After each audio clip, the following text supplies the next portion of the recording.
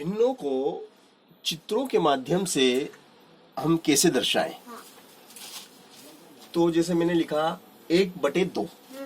1/2 का मतलब समझिए आप, एक रोटी के 2 टुकड़े करना है, वो 2 में से एक टुकड़ा आपने खा लिया, मतलब आधी रोटी आपने खा ली। तो 1/2 का मतलब क्या हुआ? 1/2 का मतलब क्या हुआ? आधा।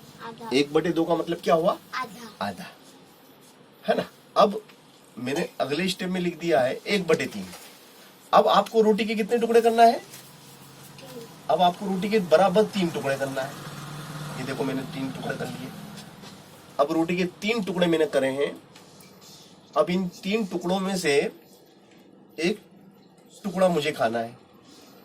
इन 3 टुकड़ों में से मुझे कितने, कौन सा एक टुकड़ा, कोई सा भी मुझे खाना है ना। 3 टुकड़े करे ना। अब 3 में से मान लो ये वाला हिस्सा मैं खा जाता हूँ, ये वाला हिस्सा मैं खा गया, ये वाला हिस्सा मैं खा गया। देखो ये वाला हिस्सा मैं खा गया, ये हिस्सा मैंने खा गया। तो इसको क्या बोलेंगे? 1/3। इसको क्या बोलेंगे हम? 1/3। 1/3, है ना। अब मैंने लिख दिया 1/4। क्या लिख दिया बेटा? 1/4। अब यहाँ पे जो आपकी एक रोटी है ना, आपकी क्या है? एक रोटी से बात अच्छी जल्दी समझ में आती है, क्योंकि रोटी हम डेली खाते हैं, हमारे घर में भी रहती है, 24 घंटे रोटी रहती है घर में, है ना। चलो अब हमें कितने रोटी के कितने हिस्से करना है? देखो, एक रोटी के 4 हिस्से करना है, 4 टुकड़े करेंगे बराबर। ये 2 हो गए और ये बराबर 4 हिस्से हो गए ना, 4। अभी हमने रोटी के बराबर 4 हिस्से कर लिए हैं। आपके सामने रोटी के बराबर हिस्से आपके सामने 4 हो चुके हैं। ये रोटी के 4 हिस्से आपके सामने हैं, ठीक है। अब ये कह रहा है कि भैया 4 में से आपको 4 हिस्सों में से केवल एक हिस्सा आपको खाना है। तो एक हिस्सा कोई सा भी आप ले लो, इधर का ले लेते हैं अपन, चलो कोई सा भी लेना है। तो चलो मैंने ये हिस्सा ले लिया, ये हिस्सा मैंने खा लिया, ये हिस्सा मैंने ले लिया। देखो ये हिस्सा मैंने ले लिया, है ना। ये वाला हिस्सा मैंने खा लिया, है ना।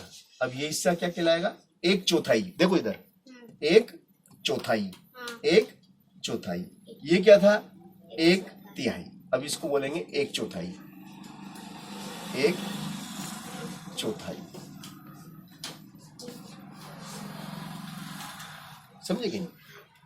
अब मैंने लिख दिया 3/4। क्या लिख दिया मैंने? 3/4। अब आपको क्या करना है कि रोटी जो कि आपकी गोल है ना, ये आपकी रोटी है, ठीक है। अब इसके वापस आपने 4 हिस्से करें, ये 4 हिस्से कर दिए। अब 4 में से कितने हिस्से आपको खाना है? 3 खाना है। पहला, दूसरा और तीसरा, ये 3 हिस्से आपने खा लिए, ये 3 हिस्से आपने ले लिए, ये 3 हिस्से आप खा गए, है ना। और तो अब उनको इस प्रकार से आपको दर्शाना है। ये हिस्सा आपका, ये हिस्सा आपका है ना, ये आपका हिस्सा हो गया।